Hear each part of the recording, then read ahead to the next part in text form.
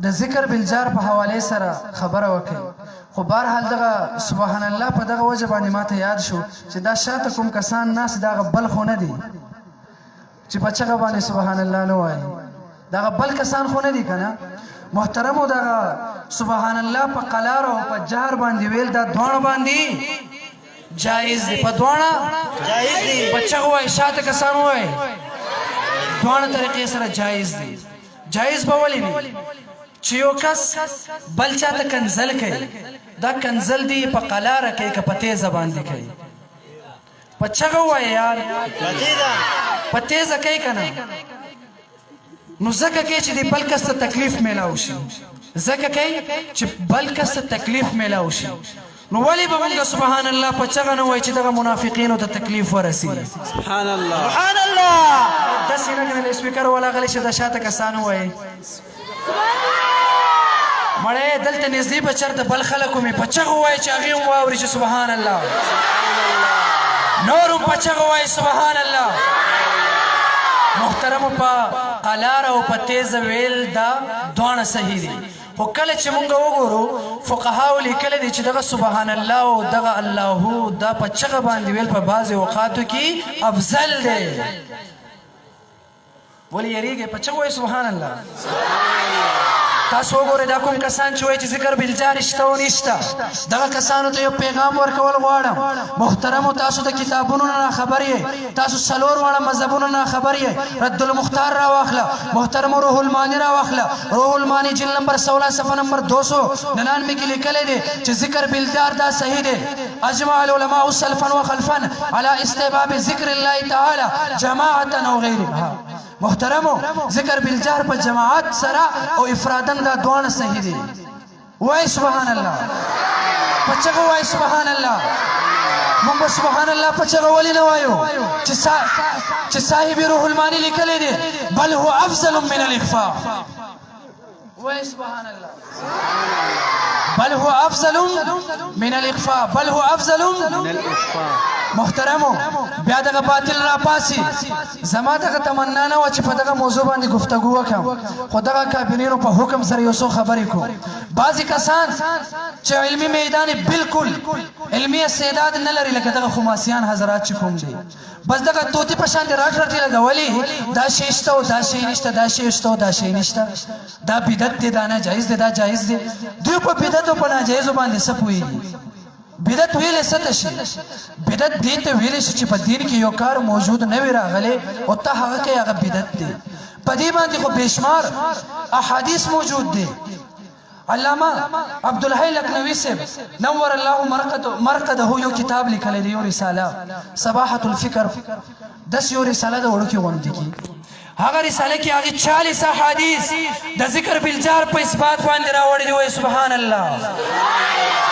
پچغه وای سبحان الله دغه اهل باطل خلق بیا را پاسي د امام ابو حنیفه رحم الله یو قول پیش کړي چې هغه ویلي دي چې ذکر بالجار ان رفع صوت حرام ذکر بالجار حرام دی د چا قول دی د امام ابو حنیفه رحم الله د چا قول دی د چا قول دی امام ابو حنیفه رحم الله محترم کله چې مونږ وکتل چې د امام ابو حنیفه رحم الله دغه قول مطلب څه دی د دې مطلب څه دی مونږ تفسیر راواخلو تفسیر مظهری مونږ تفسیر مظهری راواغستو هغه ورته هغه لیکلی دی جهرا مزرا کوم جهر مزر جهر مزر څه ته ویلی شي جهر مزر هغې ته ویلی شي ته کله ذکر بالجهر کوې او ستا خواته یو کس ناست دی او هغه تلاوت کوي ستا د جهر په وجه باندې هغې په تلاوت کې خلل واقع کیږي ستا د ذکر بالجهر په وجه باندې تلاوت کې خلل واقع کیږي په دې صورت کې دا ناجایز دی دا مونږ هم منو څنګه چې صاحب روح المانی لیکلی دا څنګه چې رد المختار لیکلی محترم ذکر بالجهر وسم شک دی وشم شک دی خا په فتاو زه حدیث طرف ته وګورو د نبی علیه الصلاۃ والسلام یو صحابي هغه فرمایي چې کله نبی علیه الصلاۃ والسلام مزنه چې کله فارغ شو د نبی علیه الصلاۃ والسلام مقتدیان خو ډېر زیات وکړه زمونږ تاسو په شان بې نمازه نه وخا چې کله مونږ وګورو سهار او د ماسوتن په موس کې زمونږ جمعتونه خالی تاسو ګورئ کنه زمونږ جمعتونه بالکل خالی د نبی علیه الصلاۃ والسلام په مانځه کې بشمار مقتدیانو هغه وخت کې لاؤډ سپیکر نه وي چې نبی علیه الصلاۃ والسلام کله سلام اړو بیا صحابي فرمایي مونږ د نبی علیه الصلاۃ والسلام او د صحابه کرامو د ذکر بالجار په وجه باندې مونږ ته پته لګیده چې نبی علیه الصلاۃ والسلام سلام واړو وای سبحان الله سبحان الله محترمو نبی علیه الصلاۃ والسلام یو روز د حضرت ابوبکر صدیق او د نبی علیه الصلاۃ والسلام گزاران په حضرت عمر رضی الله تعالی عنہ باندې وشو د حضرت عمر رضی الله تعالی عنہ هغه د الله پاک حمد او ثنا بیانو عمر رضی الله تعالی عنہ د الله پاک حمد او ثنا بیانو خو عمر رضی الله تعالی عنہ ډیر جلالی صحابیو هغه ډیر زیات په چغه باندې د نبی د الله پاک حمد او ثنا بیانو نبی علیه الصلاۃ والسلام ورته راغی چې دغه الله پاک دغه حمد او ثنا په قلاره باندې وایا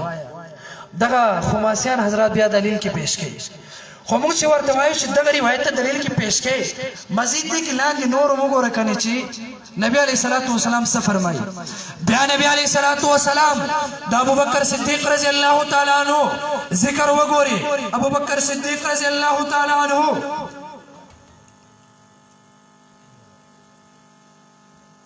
ابو بکر صدیق رضی الله تعالی عنہ فرمایي ابو بکر صدیق دغه ذکر بالجار چې ته د الله پاک حمد او ثنا بیانې دا په چغه باندې بیان کله غواز تیز کا محترمو وقت انتہائی مختصر دے صرف یو خبر یاد وساتي ذکر بالجار بالکل جائز دے په بعض اوقاتو کې مستحب دے په بعض اوقاتو کې افضل دے ذکر بالجار جائز دے څوک چې دلایل غواړي اکابرونو طرف ته رجوع وکړي بهرحال ما خبره کول چې نبی علیه الصلاۃ والسلام آخری پیغمبر دے نبی علیہ الصلوۃ والسلام نبی علیہ الصلوۃ والسلام انشاءاللہ مونږ د نبی علیہ الصلوۃ والسلام په حدیث باندې عمل کو نبی علیہ السلام فرمائی تب تک تو کامل مومن نہیں بن سکتا جب تک تو اپنا جان اور اپنے ایمان مجھ پر نہ لٹا دے جب تک تو اپنے سارے عشق میرے ساتھ نہ کرے انشاءاللہ ہم پیغمبر کو مایوس نہیں کریں گے انشاءاللہ اگر وقت آ جائے وقت کا تقاضا آ جائے انشاءاللہ نبی کی خاطر ہم اپنے جان کا نذرانہ پیش کریں گے انشاءاللہ نعرہ تکبیر نعرہ تکبیر ختم نبوت عقیدہ حیات النبی علماء دیوبند بس دغه آخری خبره کوم محترمو دغه نوجوانانو جذبه بیدارو محترمه یاد وساتئ موږ د شاجي رحم الله پرکار یو موږ د هغې په نقش قدم باندې روانېږو محترمه یا خبره یاد وساتئ کله شاجي د 1952 تحریک نه وروسته شاجي یو پولیس افیسر راوغوښتو شاجي ته وایي شاجي یو جج شاجي ته وایي شاجي تا د ختم نبوت دغه تحریک سلسله شروع کړو شاجي دغه تحریک په ذریعه تا څه چل وکړو شاجي ورته جواب ورکړ رب کعبہ کی قسم تو دیکھ لینا میں نے اپنی اس تحریک کے ذریعے رب کعبہ کی قسم ان نوجوانوں کے سینے میں ایک آئٹم بم نصب کر رکھا ہے جب وقت آ جائے انشاءاللہ جب یہ بم پھٹ جائے گا دنیا کا کوئی قانون دنیا کی کوئی طاقت دنیا کا کوئی حکمران اس کا مقابلہ نہیں کر سکتا انشاءاللہ محترم خبر ختموں یو خبر ہوئے اگرچہ نن سبا ماحول دس جوړ دی چې زمونږ دغه حکمرانان د نبی علیه الصلاۃ والسلام د ختم نبوت په مسله کې ګوتې وایي او دې سره تبدیلی کول کوشش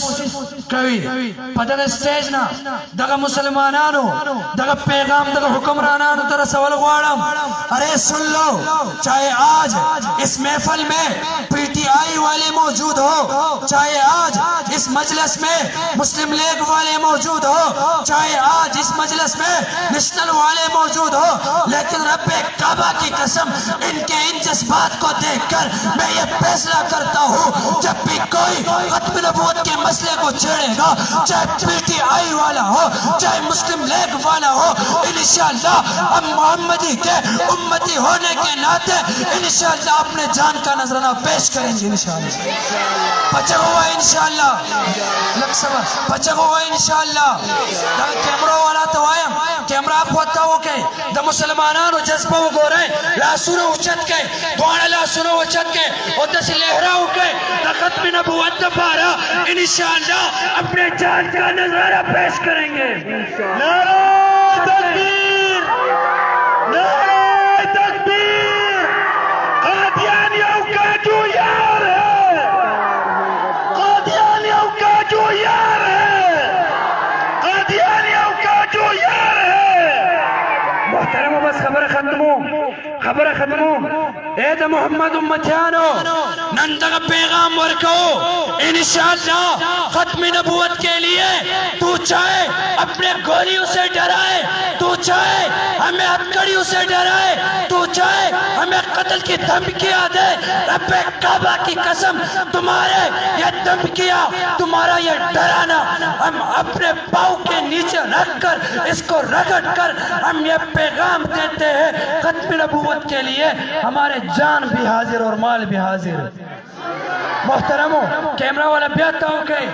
دا محمدی امتیانو یوزن و پاس ہے دا ٹول نوجوانان پاس ہے تاریخ را چون دے کے ٹول پوالاڑ ودرے گئے. انشاءاللہ ہم کہنا چاہتے ہیں جس طرح جواب پر آکے ہوئے جس طرح فرعون کا مقابلہ موسیٰ نے کیا تھا، اسی طرح قادیانوں کا مقابلہ یہ مسلمان کریں گے انشاءاللہ.